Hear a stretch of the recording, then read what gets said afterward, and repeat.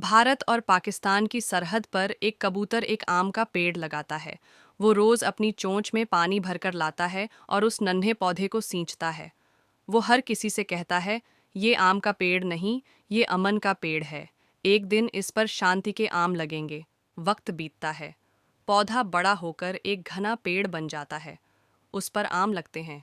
भारत और पाकिस्तान के बच्चे आकर उसकी छांव में खेलते हैं, हंसते हैं, दोस्ती करते हैं। माहौल बदलने लगता है। नफरत की जगह मोहब्बत लेने लगती है। लेकिन एक दिन कुछ आतंकवादी आते हैं।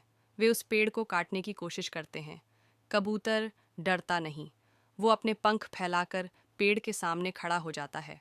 जोर से चिल्लाता है, ये आम का पेड़ नहीं, ये उम्मीद का पेड़ है। अचानक एक गोली चलती है। कबूतर जमीन पर गिर जाता है। तभी पाकिस्तान की सेना आती है। आतंकवादियों को ढेर कर देती है। फिर से माहौल पहले जैसा हो जाता है।